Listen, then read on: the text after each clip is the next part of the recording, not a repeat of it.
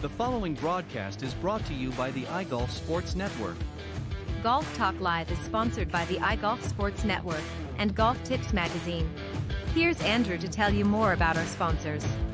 iGolf Sports is a live stream broadcast and media production company providing quality programming designed to attract the golfing enthusiast.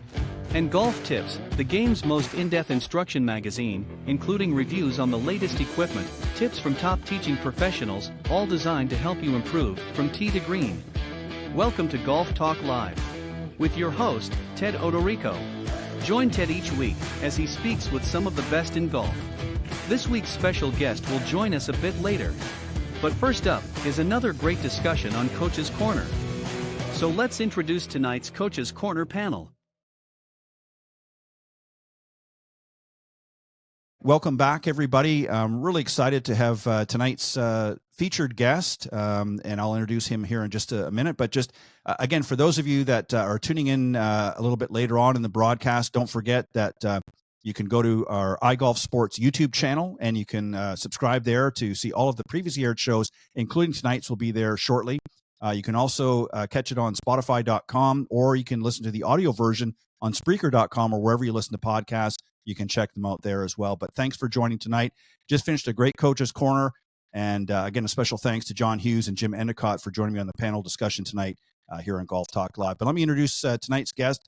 We were actually on the phone earlier today, and I was trying to figure out how many times he's been on the show. I think he's been on more than any other guest.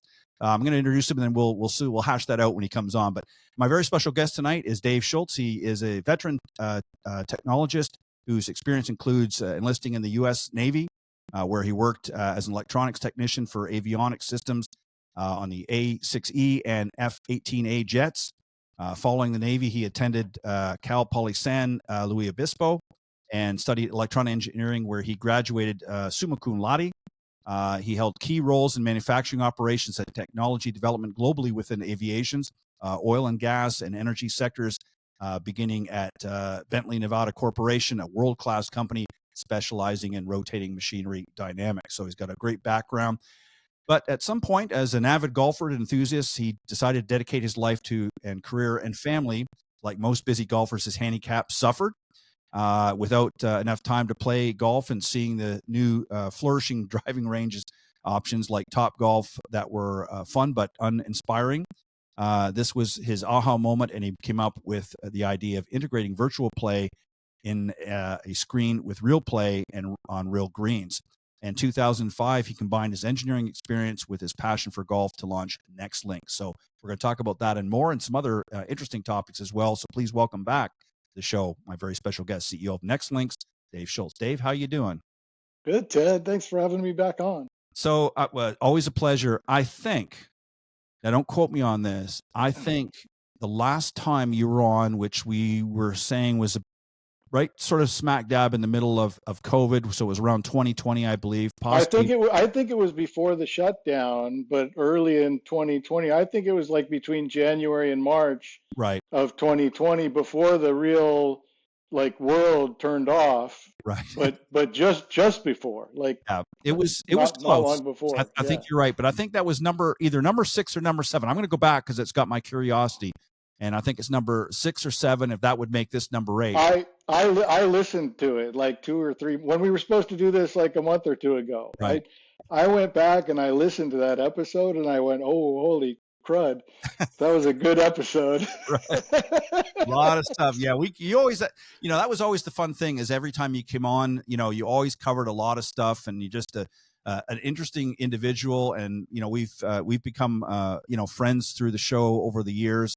And you've shared a lot of interesting things, but I want to go back just a little bit and just give us sort of an update, if you will, with NextLinks. So what's been happening in NextLinks world since we last spoke, since that last show? So it's been a few years. So what's been going on?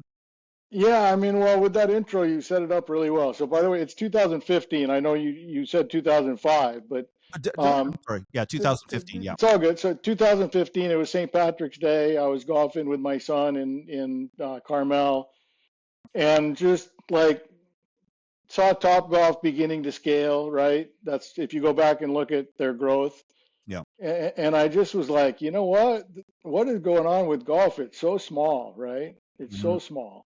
Yeah. And so that grabbed me because I had a career in product development. So I understood how to take ideas and put them into play in the corporate world where things take years, not, weeks or months. And so I put a lot of time thinking about how to start this company and how to make sure that I could do what I wanted to do for the marketplace, and I could also make sure I was going to get paid, right? Mm. So this is kind of pivotal now, like 10 years later, but at the time I had really no clue about all this stuff. But the way I got into this game is I approached an investor who is really very, very high net worth, right? So connected to the people that are like Phil Knights of the world, right? Right. So at that level.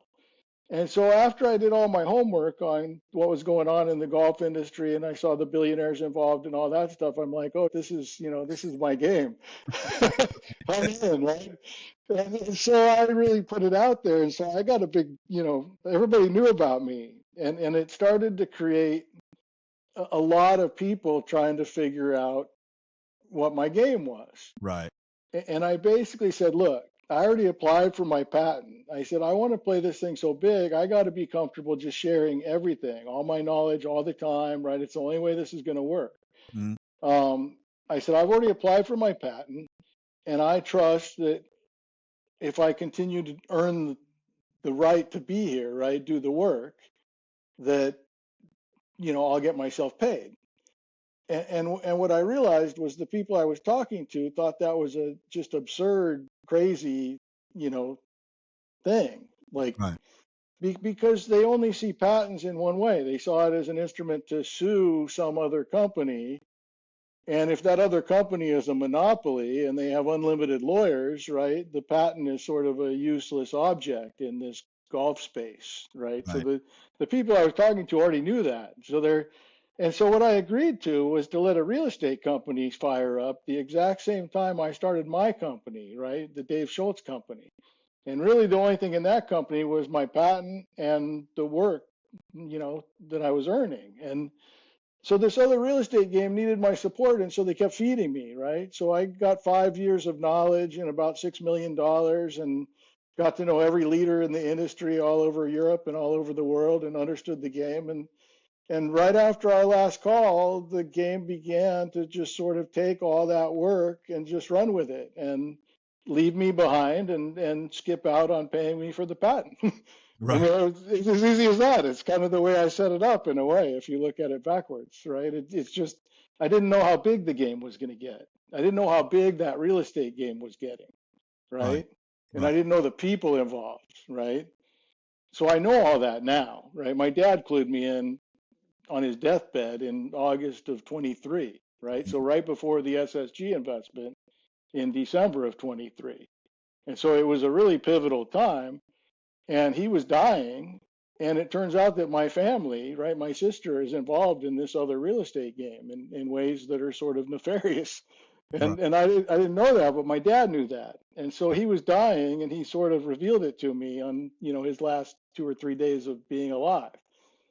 And that's when the game really began for me. I was like, oh my gosh. But what happened during that week is I realized that I had a team of supporters that were not letting themselves be known, but they decided it was time to let me know that they were there, like that they were paying attention to the work that I was doing on LinkedIn. So part of my strategy was every single day to sort of leave breadcrumbs on LinkedIn. So 1, 2 anecdotes.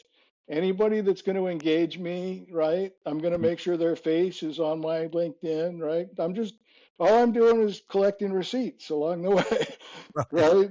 So nobody gave me credit for being sort of that astute, that all that was going on. And so I took advantage of that. So January of 22 is when it got serious. $100 million of venture capital joined the game under the Tiger Woods brand, right? Yep. That's when it got deadly because the game that I was playing before that was absorbed into that game. And that game had already assigned me, Dave Shultz, a position, right? this is what we're going to do with him, right? He's going to be the crazy founder, right? And we're just going to put him off to pasture, and then we're going to give credit to other people that didn't earn it and don't deserve it. Right. I mean, that's just the game. That's the way it works, unfortunately. Yeah. So, I mean, I'm aware of it, and I'm just sort of watching it play out. And so April of 22, so just 3 months later after the 100 mil goes in, all of a sudden the whole, like an APB of what can we learn about NextLinks and all of its background. So this is, and that was since 2015. And so everybody around me started reaching out to me. Hey, did this group reach out to you and offer you like $500 to, give some scoop on NextLinks? And yeah. And I said, yeah, they reached out to me too. And so I sort of told everybody, I said, look, I'm just going to do it for free, right? I knew by April, I already knew I was at the Genesis in February. So that's when the Live Golf was really getting fearful, right? And so I got invited to a party that was like Jim Nantz was one of the sort of hosts of the party. And I knew I was being conned. I'm like, oh shit. And I met with Tiger's team the next day. And I said, you guys, I know what you're getting pulled into. I said, I've been working on this for 7 years. I said, I just implore you not to do this. But if you do, just know that you're going to regret it. Right. There's no other way to say it. And I'd already been working with people really close to Jordan Spieth for that whole 7 years, right? Right. And so I told Tiger's team, I said, I want to look out for these guys. I said, they've shown me nothing to make me believe they're doing anything but acting in good faith, right? Right. And so I don't know what the truth is, but that's what my, belief was. And so I shared that with Tiger's team at the time.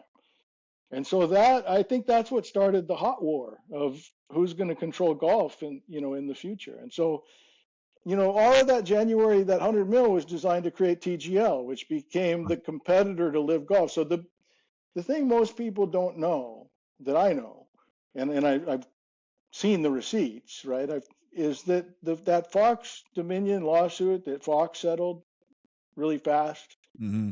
It's because inside there, the reveal that Donald Trump was planning on using sort of my work and vision to outsmart the Live Golf guys, right? Mm-hmm. So all of a sudden, that makes me a pretty big discussion topic in smaller circles. Right. Right? So when the December 7th, I'm just going to kind of bounce around a little bit, but when the December 7th investment happened with SSG, everybody was aware that I had survived this 7 years and that in a way I was actually playing a bigger game than everybody else. And, I could feel the energy of my team beginning to really emerge. And what they knew that nobody else knew is that I owned my patent free and clear and that I had never, ever encumbered it with anything. Like, it's like I got it in the mail and I just put it in a shoebox and I tucked it away and it's still in that state. Right. And so with the emergence of cryptocurrency, right, and using intangible assets like a patent as the basis, the gold for a cryptocurrency, it turns out that an unencumbered patent like mine and 7, 8, 10 years of development work that basically says, wow, that guy figured it all out 10 years ago and he did all the right stuff and he documented it. Using that as as an asset that gets tokenized so that it can be shared without corruptness, it's a unicorn.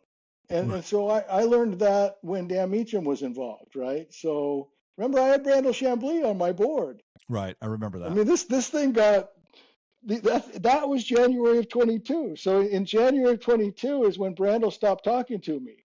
Right. And he started pissing all over the Saudis, right? Mm-hmm. Yep, I remember. And so I was just watching it happen. Everybody sort of expected that I would do something, right? Because it was such a blatant just rejection of me, right? Word went out that if you talk to me, you're going to get listed, right? Mm-hmm.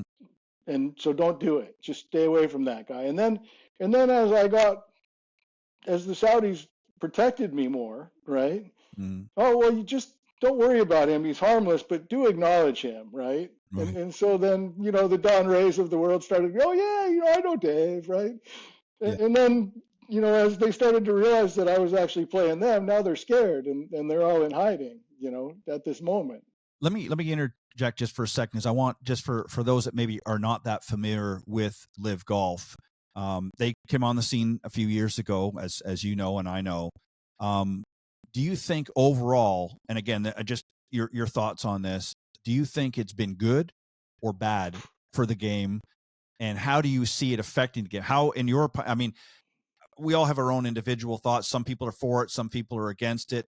And I have some other things I want to ask you about in that relation to that. But generally, based on the format and forgetting about behind the scenes for just a second, the competition, right? Was it good overall for something like that to come into the arena, do you think? Or do you think it's just a shell, an empty shell? That looks good on the surface, or potentially good on the surface. No. That's what I'm getting at. So you go ahead. No, it was so necessary, right? So that's what started my split with the status quo, because I saw it as so necessary. I'm like, the players have been encumbered by these horrible rules, right? Yeah. And by having Live Golf as another option at that level of competitiveness, it created a fair market. It created a free market. It was going to allow the game to grow. And the status quo didn't want that to happen, so they started putting out a lot of bad media that makes everybody think that it's a sham or that it's a carnival. It's none of the above. So remember, I was at Portland, right? So I have very firsthand experience. So I was at the whole tournament in Portland. The first one, June of 22. That's when I gave the Saudis control of. I haven't collected a paycheck since that day, right? I said, you guys take it because it's useless to me, and just make sure you mess those guys up with it, right? Right. Well, and that's what I wanted to follow up with. So, as a result of that, there's been a lot of inner fighting, amongst the golf purists and those wanting the game to go in a different direction, as you're proposing here. Yeah. So you think, based on what and your understanding that it's actually been a good thing, but the way it's been presented by, again, the status quo, it's been presented in an unflattering light. Is that pretty much correct? Okay. I mean, you can kind of go point by point, right? Which is kind of like your audience probably cares about this stuff, right? So sure. The team thing, right? So remember, at Portland was the height of when Jay Monahan was smearing them about 9/11, right? Right. I mean, the picketers outside, it was a mess. The vendors were getting threatened by the status quo for participating. And they put on a tournament, and the players were genuinely enjoying it so much. And the team aspect only added, the scoreboard was confusing, right? Sure. So I was like, holy crap, there's so much going on that scoreboard. But they didn't, that was the beginning for them, right? They were committed to getting it better. And so the people that started watching and participating in the beginning, they understand how to separate the team element from the individual element. So it's still a complete full tournament, and now it's a full 72-hole tournament. It's still based entirely upon individual merit. The only argument people make is that somehow the teams are going to influence the individual from wanting to do his best, right? Throw this putt so that guy can win, right? Because it's better for the team. Well, that's just bullshit, right? That's not how how these guys think. The betting that they've put into it now is doing the same thing anyway. So I mean, one half wasn't. So let me follow up then with where Jay is concerned. Then I want you to continue on. So Jay, of course, Monahan, for those that are not up with golf, is the current commissioner of the PGA. He's going to be succeeded next year by Brian Rolap at the end of 2026. Is your opinion, is this a good change given the controversy that's been following Jay? A well-needed change, or as I said a moment ago, do you think it's just going to be, the pressures that will mount will put him in a position where it's going to be status quo? Do you think he's generally going to come in and make some changes that are going to benefit the PGA, or do you think that he's going to just sort of get in line when the powers that be just sort of put that pressure on him? What are your thoughts? So the powers that be, he didn't start his job. So you said August of 26. That's sort of the the end of 26. No, I know, but right. what I'm saying is August of 25, three months ago, mm-hmm. is when all the power shifted to PGA Tour Enterprises. Right. So PGA Tour Enterprises is entirely separate. Yep. It was designed to be a safe haven for the professional players to jump into, yeah, as all these legacy power brokers get disrupted and pushed out of the system because they're not allowing the game to grow. That the reason the game was so small is because you got a small number of people that control everything and they don't want it to grow, right? So I turned that into a rallying cry over 10 years, and now a giant army has kicked those guys out, and they created PGA. I'm the one that had the idea for PGA Tour Enterprises as a way of figuring this out, right? So a bunch of us were cone of silence, right? But we were jabbering about how to do this. Like, we were talking about completely disrupting the Masters, right? So even though I wasn't getting paid since June of 22, I started working for the Saudis, right? So I left Portland, and I'm like, that's my boss, right? So Magic's the one that told me to let go of the project in La Quinta that Champley and Meacham were involved in, right, and to pivot and to become sort of an attack dog on ethics and morality and the truth. And Jay Monahan specifically, he basically told me Jay was my enemy, right? So 2 months later, Jay took top 20 players at that Ricky Tiger meeting and gave them equity in the guys that are competing against me, that real estate company. So Magid was just forecasting to me, dude, the guy that you really should be pissed at is Jay. He's the one that's you the hardest, right? Right. I mean, that's the truth. Right. So I used my platform, LinkedIn, to sort of tell the truth, right? And the truth hurts, right? None of these guys want the truth shined on them. Howard Milstein, right? You don't say his name out loud, right? You'll be lucky to have a show next week, 2 years ago. Right. If I said that to you and you put that out there without checking with somebody, right. It's just the way it is, right? It's the old system. So the new system shifted. So Brian Rolap already has the power.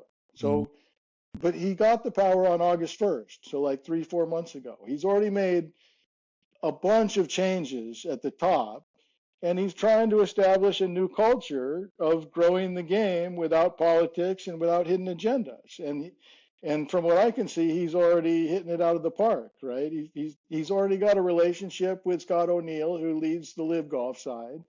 The future for the PGA Tour is going to be inclusive of teams, because TGL, they're going to have to walk away from their equity in Tomorrow Sports and TGL, because that's the elephant in the room. Those are the guys that decided to take my stuff without paying me. Right. And so something has to be done to sort of fix that. And that's what the Saudis have been working on for the last 3 years, is how do we do everything they're doing and make sure we're doing it better for the marketplace than they're doing it, so that when the time comes, right, we'll be able to just slide in and everything will keep growing. And so Brian Rolap is part of that growth. And he's like, I'm excited that he's here. I think the whole business is going to be run with a new sort of matching set of ethics that I thought it already had. So that was my naivete at the beginning 10 years ago, is I didn't realize how bad the bad guys were, right? They were holding this thing down. Yeah. I didn't care either. Right. That's the point. And so what do you see, give us just, again, from your perspective, what are some of the things that people are going to tangibly see in the years to come with the PGA now, with these changes that have gone on? I mean, obviously, as you said, PGA Tour Enterprises come up in August, and now they have full control of the tour. What are going to be some of the changes, and what is going to be the relationship with Live Golf? How does that factor into it as well? So maybe you can give us a little bit of insight into that. So I think that's why we have the TGL teams, right? So those TGL teams have the exact identical same structure as the Live Golf teams, right? So do you want those to become PGA Tour teams since they're already established, right? Instead of TGL teams? I think the answer is yes. So you got Boston Common, which is associated with, it was Terrell Hatton, he left, and Rory. So, Rory's got Boston. And then you got LA Golf Club, right? And it's got a bunch of cool guys, Justin Rose and Tommy Fleetwood, right? And so you got one in Atlanta, you got one in New York. It's a natural thing knowing that, okay, we got to sort of pivot away from this indoor golf league and let others sort of build that out the way it was supposed to go. And we got to invest in the PGA Tour and making it relevant. So I think the end game is you have sort of an AFC, NFC, sport. And so you've got PGA Tour teams, franchises, and you've got live golf teams, franchises. And there may be a promotion demotion thing eventually, like, soccer, where, live golf is the Premier League and the PGA Tour is the one that's the closest thing to it that thinks it's the Premier League, right? Right. I mean, I think that's sort of the hierarchy now. People would say, wait a minute, the PGA Tour is the Premier League, right? But the problem is that their leaders did a bad job the last few years, and the Saudi leaders did a good job the last few years. Well, and so now the power shifts. They're putting the money behind it. Money behind it. Is this something that you foresee moving into the women's side of things as well at some point? I mean, is there already, as far as you know, has there been discussions about that where you're going to start seeing this happening with the LPGA and so forth as well? And if so, what are we looking at? Maybe within the next 5 years, if not sooner? I think sooner, because I think that the leaders that are controlling the game today, I think they honestly, authentically understand the value of the women's game. So it's not, the women's game isn't not popular because it's not a good sport. It's not popular because people have decided that it's going to be second fiddle, right? And so, I think the money's already there because something happened with the LPGA maybe 2 years ago now. They were going to sell to somebody, and then the deal kind of got shut, and then they went a different direction. And so, now Craig Kessler is their commissioner, who came from Topgolf, of all places, right, through the PGA of America. Right. And I think that it's good things are going to happen for the LPGA because I think there's a genuine commitment to make sure that the sport gets the light shined on it that it deserves. So Alexis Ohanian, right? He's married to Serena. He owns the LA Golf Club. He also owns a bunch of female sports teams. Right. And he's the one I see out there really waving the banner, like day in and day out, female sports. And then you've got people at the top level that know how to spend the money to build these global leagues, seeing, how to put all that energy to work. And so, a lot of the stuff going on business-wise is at this level with guys like Sam Altman and Brian Esposito and, Alexis Ohanian, right? And a guy named Matthew Scott who comes from Rory's hometown. So, there's a bunch of technology guys that are part of my tribe now that, are sort of have been paying attention to how everybody else is doing it and doing it a little bit better. And so there's a lot to come on that. There's a lot of fun stuff because of the value of the patent and all that. So I think the women's sport, dude, is I want to see one live team or one PGA Tour team. I want to see a female, like, you don't have to have a female team, I don't think, with golf. I think you could have the Boston Commons golf team have both male and female members, right? So remember, if you have a franchise, it could have 50 players inside of it. Yeah. What you're trying to do is field tournaments with the best. So you have people that put tournaments together, and then you have people that own player franchises that feed the tournaments with players that have their branding on them and stuff, right? Yeah. And so it really creates a really palatable model, and the hard work is already behind us, Ted. There's a lot of business development that's been going on since 2020. Right. That's good, right? Right. And it's gonna go into that lane. Do you think that this is something that the market itself, and I'm not talking about the golf market, but from a fan's perspective, that's really driving a lot of this change too, because, I mean, and don't get me wrong. I mean, I always used to enjoy watching golf tournaments. Now I don't get to see as many, as I used to, but you think that the market has changed. I mean, we see it in the instructional side. It's changed so much how we handle instruction now, how things are happening. Do you think that this younger generation that's been coming up is saying, look, we like these other sports over here, there's just a more of an edge to it, and they're pivoting away from the traditional? And that's not to say it's going to go away completely, but the model is changing so much that it's bringing in a new audience that it never had before. I mean, we saw that with COVID. There were people that never played this game before, just out of pure force. They had to get out there and, if they want to do something, or either sit at home and watch Netflix all the time, they had to do something. So they started going out and, hey, golf is something I can do during this pandemic. So do you see that as a pivotal? Topgolf obviously did some things as well that changed the industry, from what it used to be. I mean, obviously they've had some issues too, but do you see that the next generations coming up of golfers have changed or helped to propel what's happening now? Yeah, I mean, so you really have to realize that the population of golf fans is minuscule, right, today, Yeah. compared to the population of golf fans that are part of the model, right? Right. So I think by definition, you don't care so much about what the golf fans of today think about growth, because they're already happy, right? Sure. So what you're thinking about is, how do we introduce people that don't get near golf because Right. it's boring and unapproachable?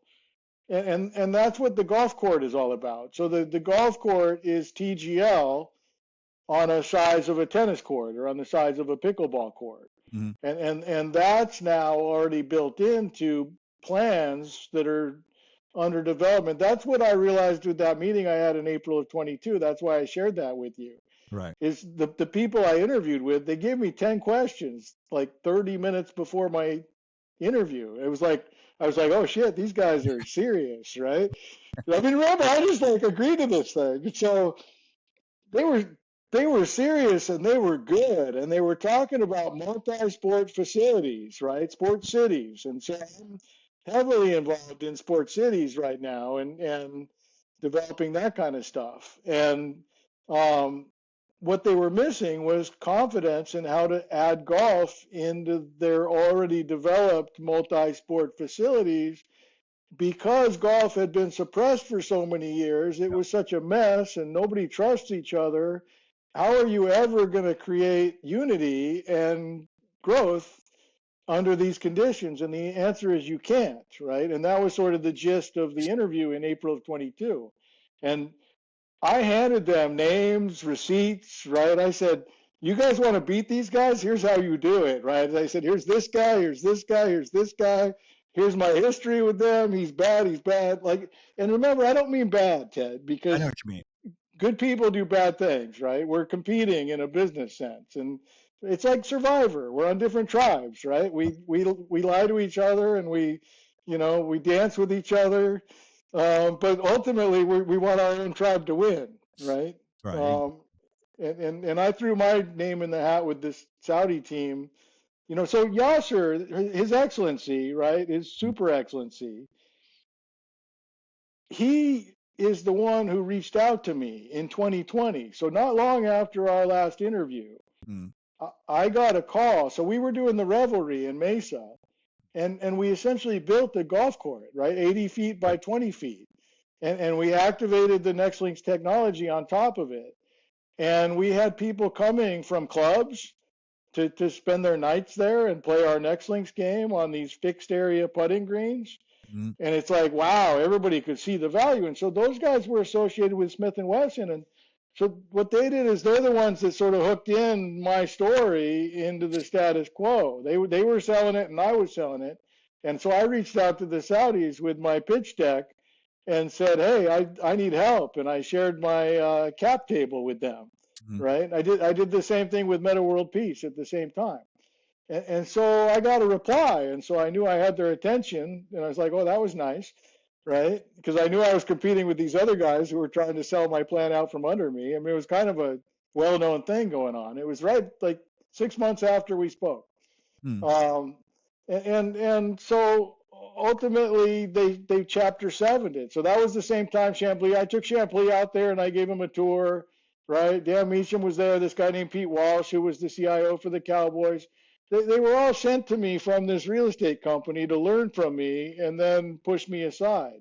Right. And I sort of knew that from day one. And so I was sort of, that was the dance we were doing. And now, I think Yasser just told Trump that they're going to put me as the manager of their money into the United States, at least for the golf spend, maybe for more than that. So you read my history with the oil and gas and all that stuff. Oh, yeah. And so when I was talking to Majid in June of 22, I'm like, dude, Yasser is the chairman of Saudi Aramco. Like, that was one of our major accounts, right? I said, everybody knows me, like in that circle, in that Bentley, Nevada world. And so I sent them to meet people leaving that. And so they're going to have to tell the story from there. But remember, I gave them everything and I gave them all the answers. They had to have been behind that call in April. So, April, I did the call. One week before the Portland tournament. I didn't know Majid had my number, right? He never talked to me in 7 years. I'm always sending him stuff, but he never replies. I don't even know if he got it, right? So 1 week before Portland, I get a text from Majid. Hey, this is Majid. I think you should come to Portland.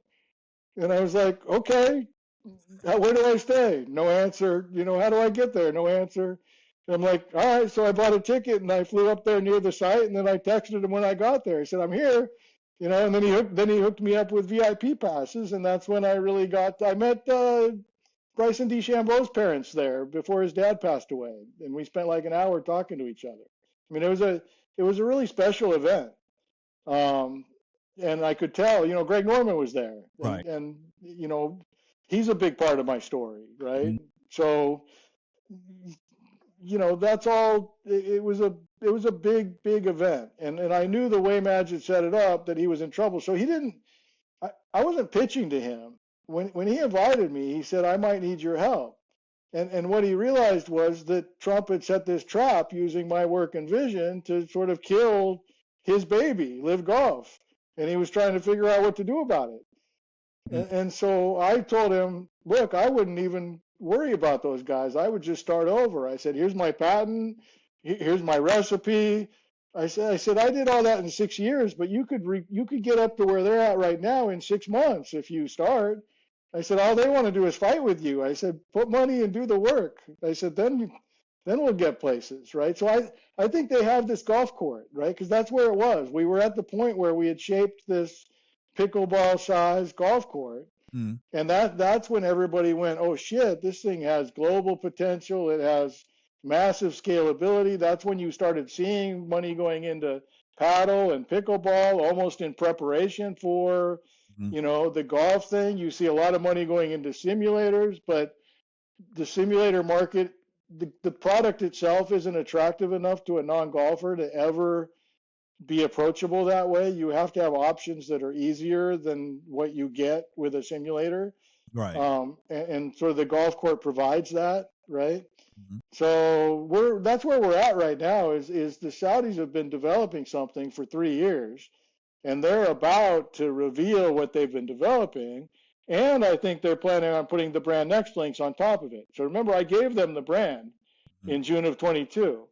And so I think they're planning on flagshipping something with the brand NextLinks, which is sort of the culmination of all that work. So they asked me, so imagine he said, what do you want, Dave? And I said, well, I want to get compensated for this patent. I said, that's the game I started, right? That's the only thing I said I wanted was to get paid what I earned. And it's all protected by this, which also happens to be the recipe to compete with those guys, right? So it was just like serendipity, and it was just like I knew right then. And so they were waiting on a report. There's this project Numeraba, right? And then we haven't even touched on Francois Houghton and Game Golf and Joe McKnight, who's this technology mastermind that Francois managed to keep inside of the golf industry, and now they have a company that is going to basically take away the competitive advantage of companies like Arcos, right, that sort of use data in a proprietary way. So they're tapping into this whole NVIDIA sort of infrastructure rollout. I mean, there's a lot going on, Ted, behind the scenes. I mean, this is a big game now. It's a really big game.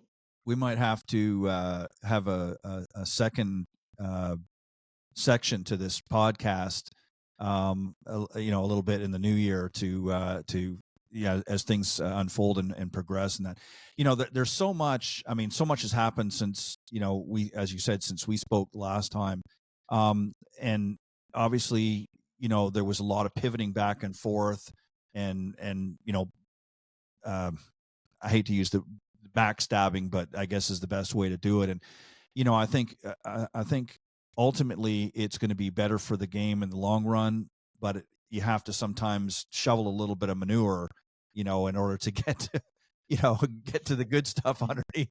It's just unfortunate because the sort of the nature of this thing. So I honestly committed my life to this, right? So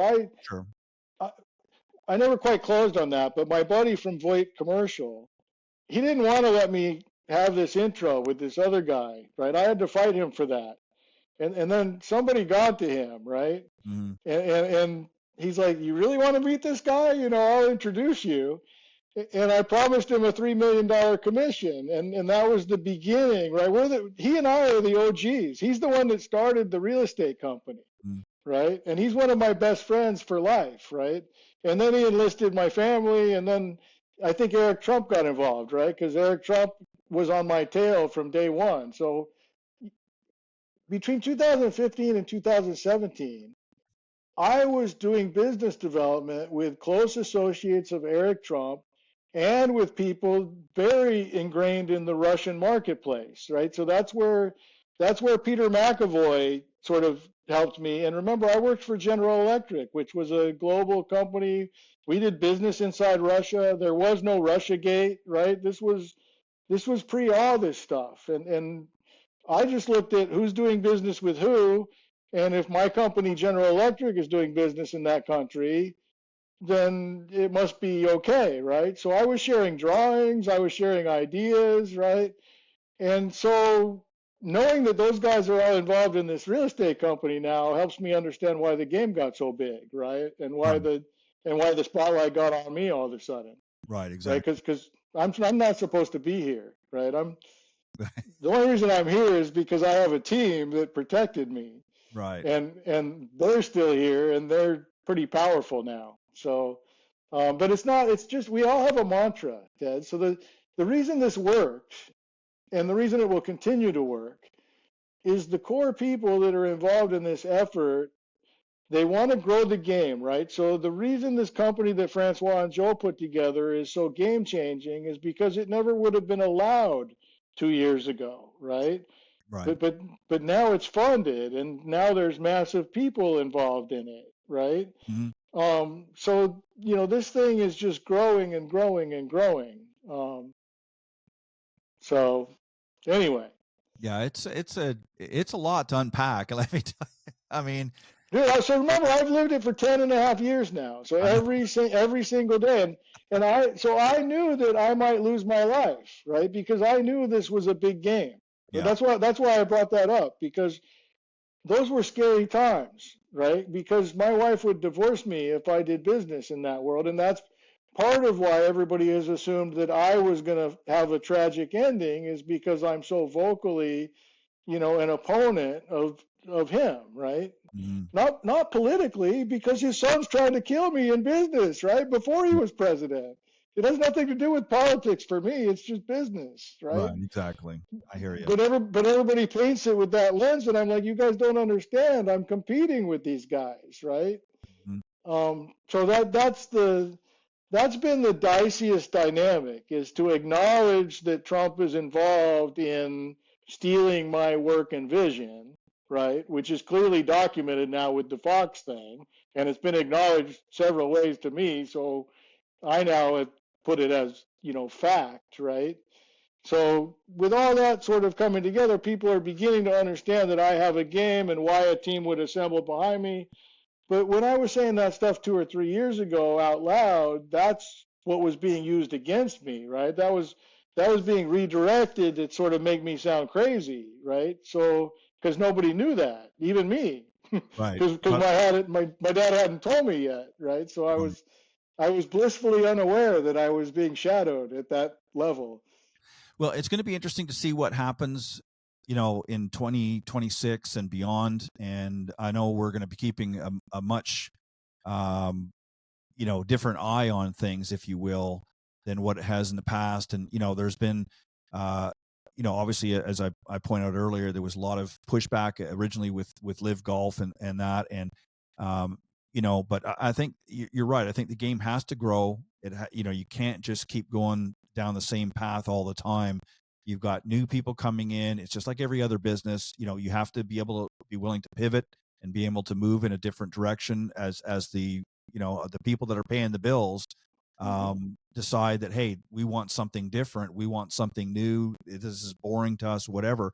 And instruction has had to do that as well. We've had to take our lead, and it's still a long way to go, don't get me wrong, but yeah, you have to make some changes. But I know there's so many other things. I've got to unfortunately cut us off, but we'll get on another show, next year, and we'll continue the journey as more things unfold. But I'll give you just a moment or two of any final thoughts that you want to share. Yeah, I mean, so for me, like you, right, Ted Odorico, right? So I found you. I don't know if our first interview was in 2015 or 2016.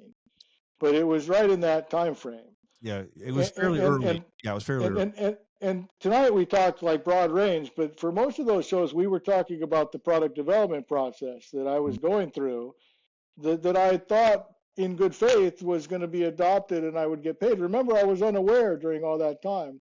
And so I just am grateful that I picked, like somehow you and I came together.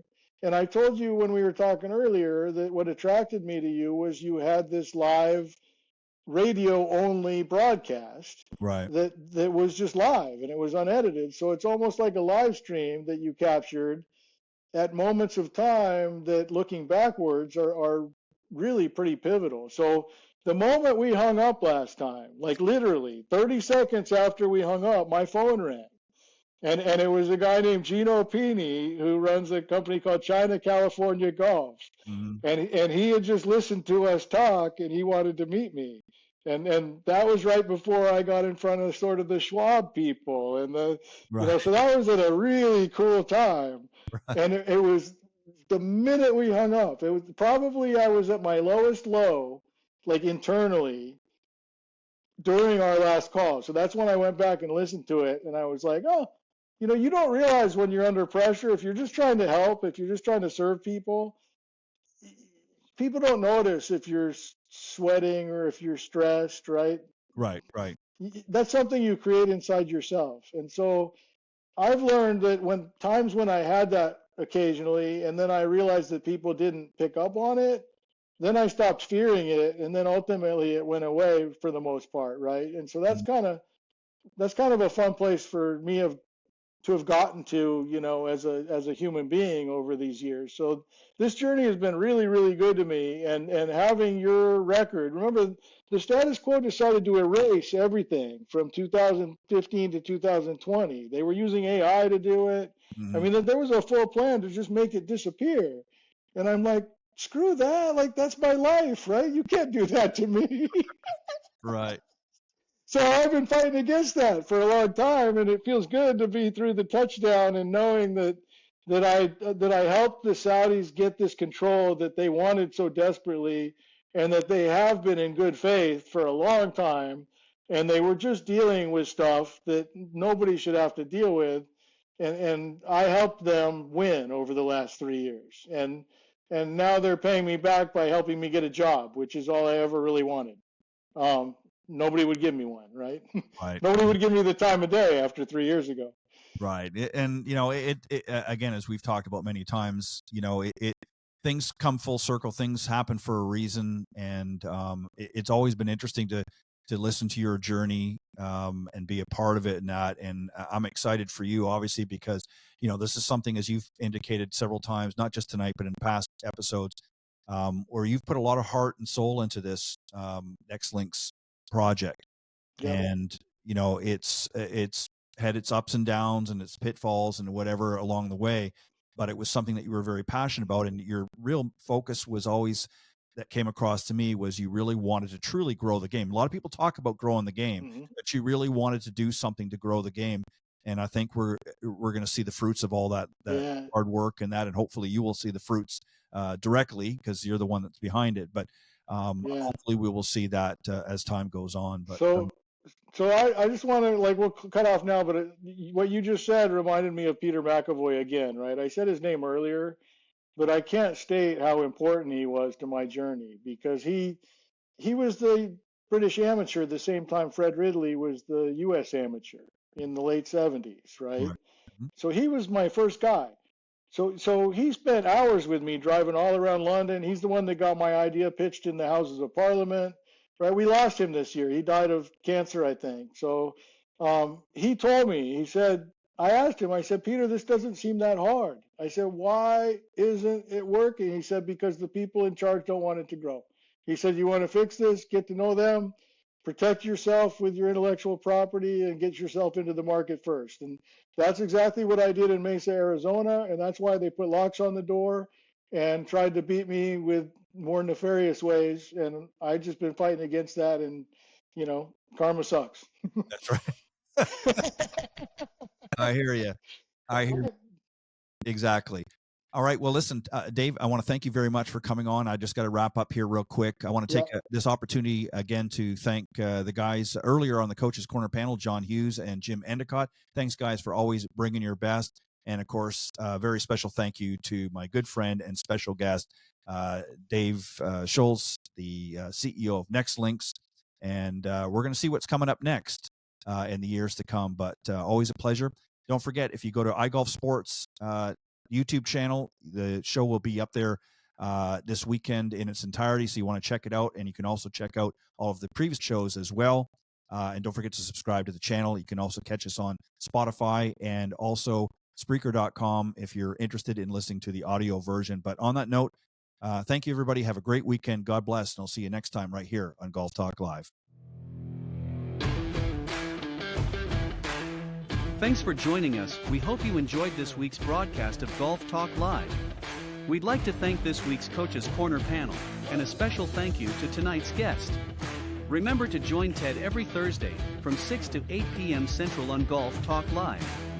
And be sure to follow Ted on Facebook, Twitter, and Instagram. If you're interested in being a guest on Golf Talk Live, send Ted an email at ted.golftalklive@gmail.com. This has been a production of the iGolf Sports Network.